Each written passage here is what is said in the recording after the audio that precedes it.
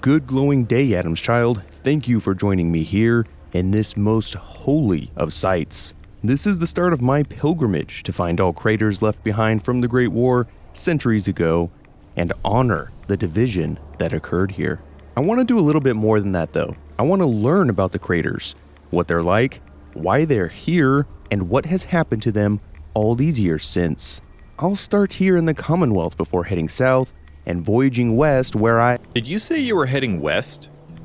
Well, if it isn't my old friend Gray from Gray Gaming. What are you doing here? Last I heard, you're spending most of your time out at the Starlight Drive-In? You know, I've been growing a bit restless lately, so I was planning on packing this old bag of caps to New Vegas to try my hand at striking it big and seeing the sights. But truth be told, I wasn't exactly looking forward to making my way across the country by myself. Well, there is safety in numbers, so if you're okay with making a few pit stops and a detour or two along the way, I'm happy to travel together as far as the Mojave. That'd be cooler than a glass of Deezer's lemonade. Now, you already know I'm not much of a believer in Adam and all that stuff, and as some in your congregation here may know, I tend to spend much of my time helping wastelanders build homes that aren't blessed by Adam's glow. But it wouldn't be very neighborly of me if I didn't make sure that you had visited all his holy sites here in the Commonwealth before we depart. Are you sure you have everything covered out here? Ready as ever. Let's crank up those rads and get going then, because Adam rewards haste. Since we're already here though, let's start with the Crater of Atom, one of the most holy places in the entire Commonwealth. Long before this crater was claimed by Adam's disciples, local legend says it was formed by an exceptionally large detonation that can be witnessed at the beginning of Fallout 4, one that seemed to be only a few seconds away from wiping out the protagonist and their family. There has been some confusion about whether or not the explosion seen in the game's prologue was actually the one that made the Crater of Atom, since if one faces the direction of the blast, then you are facing southeast towards Boston, far from the slightly southwest direction that the Crater of Atom actually lies in comparison to Vault 111. To further the mystery, it is never actually confirmed anywhere in-game that the explosion we see and the glowing sea where the crater is found are connected to each other. The closest thing is a loading screen that states that, according to local legend, the glowing sea was ground zero for the high-yield nuclear blast that devastated most of Massachusetts. That said, the size of the mushroom cloud and intensity of the blast wave does seem to best correspond to the absolute devastation we see in the glowing sea, and therefore despite these irregularities, there is a good chance that the Crater of Atom owes its existence to that awesome detonation. Regardless of whether or not we accept the prologue explosion as the genesis of the Crater of Atom, the bomb that created it does not appear to have struck any particular target dead on. However, it is in close proximity to multiple potentially important facilities: a nuclear power plant, a federal surveillance center, 3 different factories, a building that is now occupied by Enclave soldiers looking for advanced technology, and to top all that off, a special testing site that only exists in the Fallout world. The Sentinel site is an odd-looking facility, a large pyramidal structure with several cement towers that dramatically jut out of the ground, all heavily fortified and built with thick walls of cement. The facility, run by the military, was purpose-built to test launches of intercontinental ballistic missiles. And rather bizarrely, this facility was actively testing how best to combine existing airdropped Mark 28 atomic warheads with ICBMs. Does this mean that they are repurposing the nuclear material in the warhead, or integrating the bombs into the ICBM to have some sort of scattershot-like effect with a bunch of dumb bombs, similar to, but not quite like, multiple independently targetable re-entry vehicles, or MIRV for short? I would like to hear your ideas of what this actually means. But whatever it is, this research demands that the facility have a massive number of Mark 28 warheads stored deep below the surface. This whole industrial and military area would have made for a very juicy target, and especially the Sentinel site. Its heavy-duty fortified structure could have convinced the Reds to use a particularly powerful warhead to destroy, damage, or otherwise just knock it offline, and maybe get some extra detonations or fallout from the bombs in storage. So although the target seems pretty obvious, the crater is not without controversy because of where it lies in relation to the bomb seen at the beginning of the game. And although this area is largely desolate and prowled by some of the most dangerous predators in the whole wasteland, at some point some of Adam's folk claimed this holy site to protect and venerate Adam. And although this crater is hands down the largest in the entirety of Fallout 4, it is not the most radioactive. That honor goes to the crater just south of Wilson Automatoys corporate HQ, just on the border of Boston. This holy site has not yet been graced by Adam's people, even though it can give off as many as 57 rads per second in just the right spot. You don't mind if I just relax here for a bit, do ya? You know what they say, a rad away keeps the doctor away. While not nearly as large as the crater of Adam, the crater's diameter is rather large and is the second largest in game, although compared to the others, it's a fairly shallow crater. The amount of destruction surrounding the crater is not as much as one would expect. It certainly damaged the highway and obliterated an overpass, and destroyed some buildings whose remains can be seen in the crater, but buildings even just on the other side of the highway do not appear damaged from this blast. The crater itself is much higher on the southwest rim, giving the impression that the bomb or missile that detonated here may have been traveling on a southwest trajectory. This trajectory would intersect with the position of the Chinese submarine, the Yangtze 31, although this is most likely a coincidence, since the submarine moved into its present position after being damaged by a mine shortly after they had launched their missile payload. At any rate, the crater has since been claimed by some ghoulified raiders that have since died and can be found inside their ramshackle shelter with a dead wastelander who had been posted up as a lookout on the nearby remains of the destroyed overpass. The wastelander was no doubt here to keep an eye on the raiders, but what killed everyone? Could it be the various insects that have now made this place their home? The radiation present would confirm that this was a nuclear strike, and although the location of this crater better matches the direction of the prologue detonation, much better than the crater of Adam, the lack of destruction, especially compared to how massive the mushroom cloud appeared to be, makes me think that this was a much smaller and likely dirtier bomb that was primarily meant to inflict casualties on the population of Boston. The Cambridge crater is the third of only 4 known craters in the entirety of Fallout 4, but I'm not the only one to make pilgrimage to this site.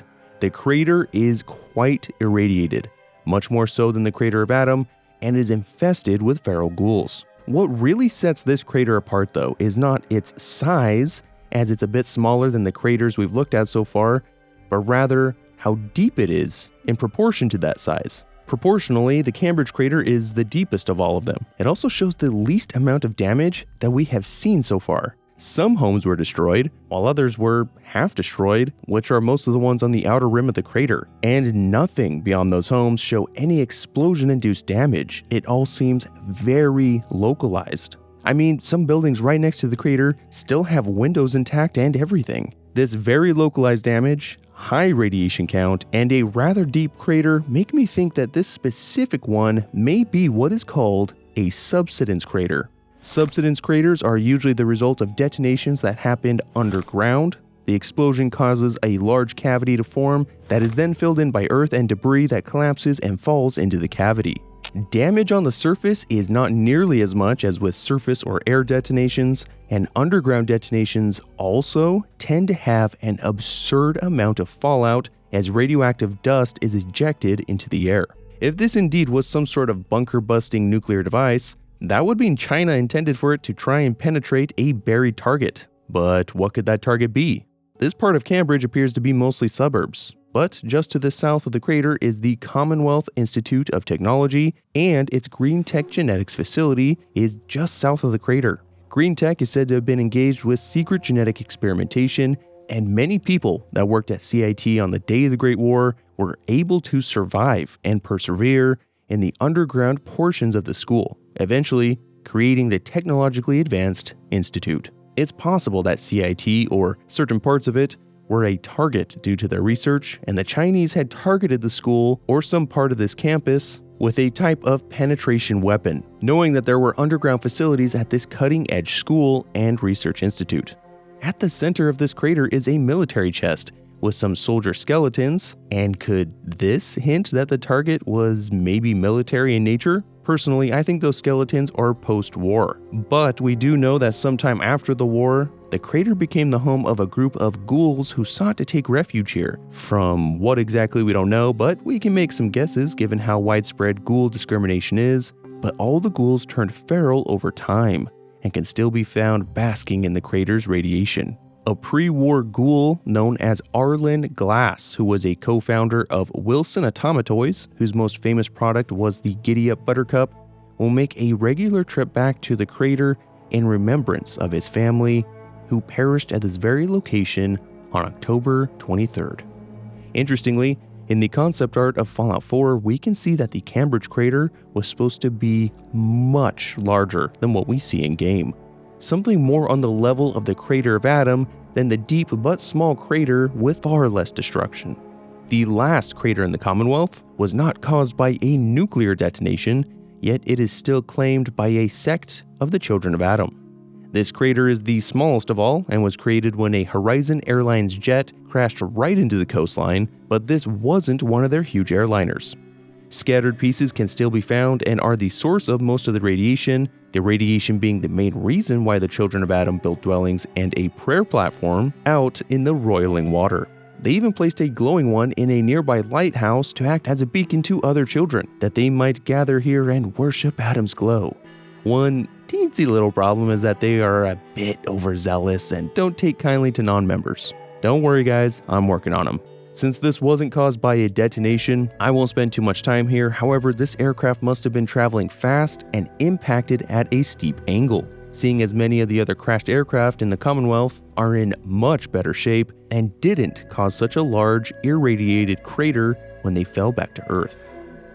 You know, Rad, I had never considered a lot of these things. The difference in size, depth, outward damage, radiation, I'd always just chalked it up to the difference in warhead payloads. I had never considered the vast array of different types of nuclear weapons and detonation types as a whole. One of the sad truths about total nuclear war is the inescapable truth that targets aren't just military. The goal is to make your enemy suffer such loss that it's not only impossible for them to retaliate, but it also seeks to ensure that they're forced to spend decades, even centuries rebuilding. One of the primary driving forces of mutually assured destruction, or MAD doctrine, is that there are just so many hidden weapon sites and things that can be quickly weaponized and used to retaliate means that virtually anything and everything can be viewed as a justifiable target. From military to civilian, bunkers to grocery stores, everything has value to your enemy if they're desperate enough. As unconscionable as it is for us to consider targeting something like a school, during wartime, the US military hasn't exactly proven picky about where people went to college or what they studied. If you had a degree, they would find a place for you in officer candidate school. Considering the fact that graduates coming out of CIT would have likely been going straight into weapons R&D, there is a strong case to be made for the theory that the Cambridge crater was from a weapon intended to target the Commonwealth Institute of Technology. It's also interesting that this could have been a bunker-busting ordnance, meaning that the Chinese could have been aware of the underground tunnels and lab spaces that faculty and students took refuge in that allowed their survival, and for the eventual rise of the Institute. It's sad to think of the suffering that might have been avoided in the long term if this weapon had actually hit its mark. This bomb could have saved the Minutemen, the Brotherhood, and the Railroad a lot of trouble. Changing subjects to something a little less morally gray, if we look at just how far away from Boston the bomb that caused the crater of Adam was, it's actually located very near a confluence of interstates 495 and 95, and lies almost perfectly smack dab in the middle between Boston, Massachusetts, and Providence, Rhode Island, another state capital from before the establishment of the Commonwealth system, and another population center in its own right. The placement of such a massive warhead so far outside of Boston may have been intended to destroy multiple population centers and disrupt major transportation hubs in the process, effectively killing two cities with one nuke and preventing anyone from effectively evacuating or lending aid to survivors in the aftermath. It's a commentary on where people's heads were at in those desperate last days. But on a happier note, I am getting pretty excited because it looks like the rad storms are clearing off and I see something green up ahead. Well, we visited the only 4 craters in all of Fallout 4, and it is time to travel south to the wilds of Appalachia, where, astonishingly, they have even fewer craters, with an even larger map, so it looks like not even the Chinese cared enough about West Virginia. even though there is no shortage of experimental facilities and government bunkers to target. The only two craters are actually fairly close to each other in the same part of the map, the first of which is called the South Mountain Nuke Crater. The crater is named as such by the Fallout 76 Vault Dweller Survival Guide, meaning that we can reasonably conclude that it is, indeed, the result of a nuclear weapon strike. It is difficult to know what the target was. It is obvious from the debris that a building once stood here, and nearby there's pre-war military equipment, but this is quite a remote area. The only thing of note nearby being the enormous and honestly pretty impressive monorail elevator. We can guess that it had some sort of military application based on the equipment scattered about, or maybe the military showed up after the impact, since there is a note that can be found from a disgruntled man who had been sent to the crater to gather radiation readings. He rather unhappily recorded that, yes indeed, everything was radioactive, before saying he was done taking readings for some unspecified group and that they should check their own rubble. In the post-war years, super mutants have made the spicy crater a base, and the settlers who created Foundation set up an outpost nearby with the intent to establish a settlement not far from this crater for reasons that are completely unknown. Hey, maybe they like radiation too, but they themselves were wiped out by super mutants. If the South Mountain Nuke Crater is mysterious, the one just south and east within walking distance of the monorail elevator is even more so. It is once again surrounded by nothing, but notably, the crater has building rubble strewn about. So there was one lone structure here at some point. Interestingly, the crater has no radiation whatsoever, even though it is nearly the same size as the South Mountain Nuke Crater, so it may not even be a crater from a nuclear impact. I would love to hear your favorite theories because we know frustratingly little at this point in time, and for all we know, whatever building was here could have just been blown up on purpose. Otherwise, it's always populated by some group, usually super mutants or raiders, and for some reason seems to attract large cryptids as well. Although those are the only two craters in the entirety of Fallout 76, we do see in the Fallout 76 trailer at least 3 nuclear impacts, but there's no location in-game that matches the landscape that we see. It is entirely possible that these landed off the map, perhaps even in another state, like Virginia or something, because West Virginia escaped awfully unscathed. It makes sense that this area wasn't targeted very heavily. We shouldn't forget that nukes were expensive and finite resources. The Chinese needed to triage their strategic goals, and every nuke that targeted a town of 500 people with 2 bars, 1 post office, and a red rocket if they were lucky was one that wasn't targeting a major population center, industrial complex, or military installation. Appalachia was sparsely populated, didn't have a lot of industry, and though there are some natural resources, coal is so 19th century. The US had invested heavily in nuclear energy, so it would take quite a lot of work to transition back to coal for this area to serve much value, either pre or post-war. There was a new material discovered in some of these old mines called ultracite that was being explored as a possible alternative to nuclear or coal energy, but since that discovery had just been made and there do not appear to be any examples of actual functional ultracite power plants, perhaps the Chinese simply assumed that even with ultracite as a possible post-war fuel, American understanding